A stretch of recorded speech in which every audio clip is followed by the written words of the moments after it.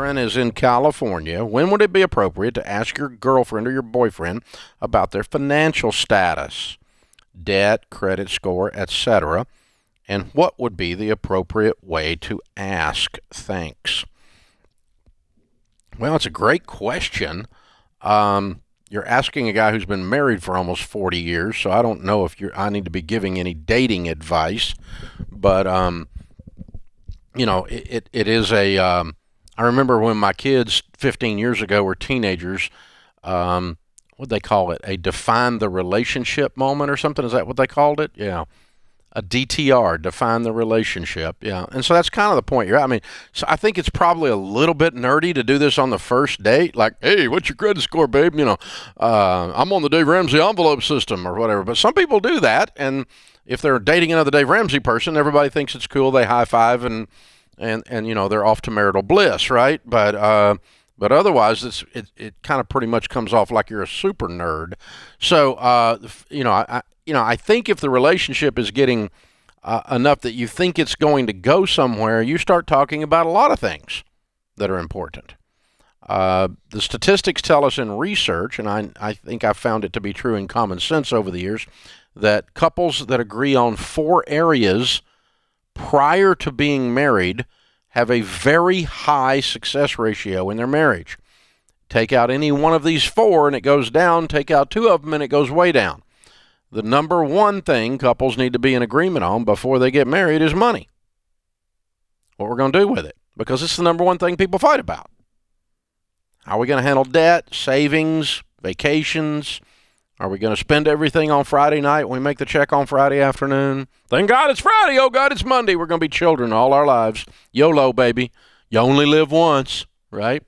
And so if you're going to marry one of those, you need to know it and be ready to make a lot of money because they think they're in Congress. And so that's what you're facing. So you've got to, you kind of got to know this going in. You need to be in agreement about money. And I honestly wouldn't, if you have serious different value systems, all sarcasm aside, I would not marry somebody on the money piece. The second one is in-laws. Every family has crazy in it. And sometimes it's closer than others. And sometimes there's more of it than others. And so you need to go, what do boundaries look like? I was talking to a young man that was getting ready to get married or thinking about getting married a while back.